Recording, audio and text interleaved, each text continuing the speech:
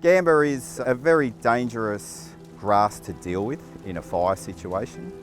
You know, the heat off these fires, things like blinkers that get melted off, or your headlights are melted, especially the paintwork on the vehicles will blister and just fall off. And that'll happen at 10 or 15 or even 20 metres.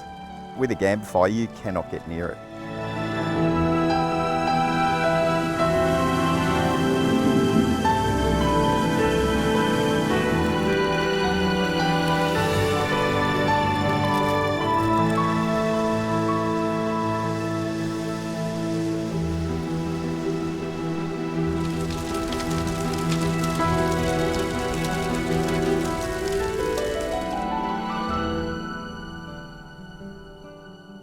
It's midday on a 200-acre property near Darwin River in the Northern Territory, and landowner Andrew Spears is doing what he spends hundreds of hours a year doing: spraying Gamba grass.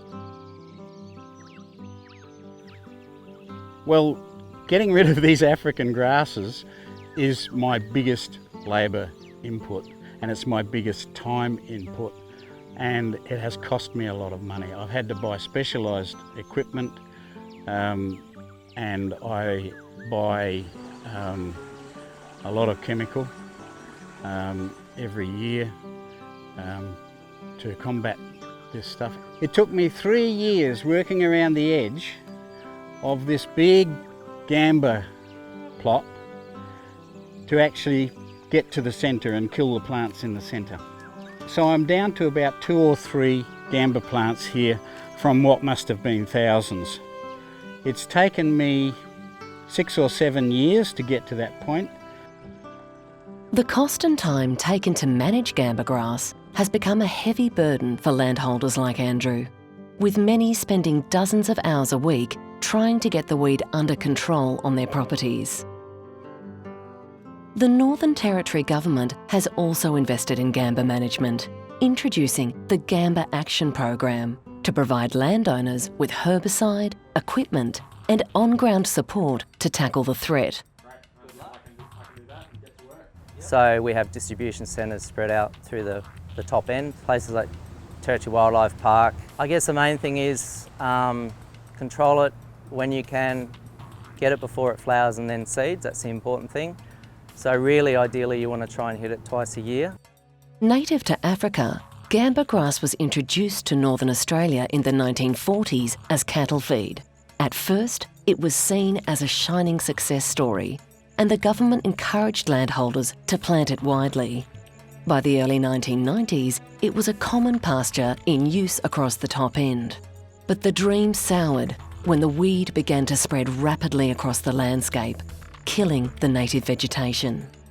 It also quickly proved itself to be a catastrophic fire risk, fueling hot, fast-moving bushfires that increasingly threatened the safety of firefighters and local communities. So Gamba grass moves into an area, displaces the native grasses and creates these really tall monocultures. The problem with this is that these high fuel loads then go on to result in really high intensity, fast moving wildfires. These kill trees, and we essentially are seeing normal native grass savanna fires, which are normally slow moving and low intensity. We're seeing really high intensity fires that are much more like forest fires that you see in southern Australia.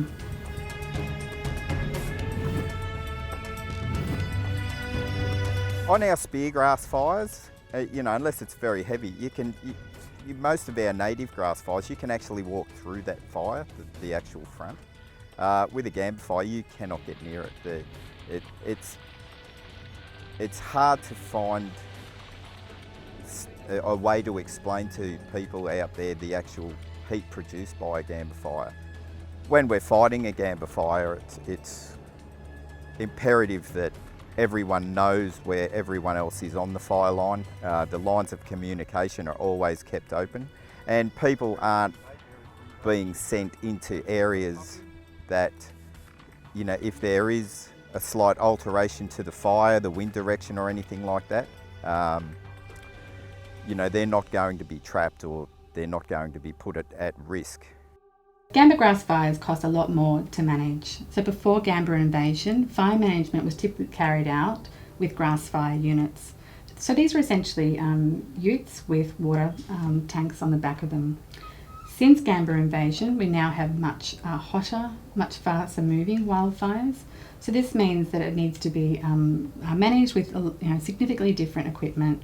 We now have to have helicopters, planes, water tankers and graders attend, and probably in excess of 20 grass fire units to attend these Gamba grass wildfires.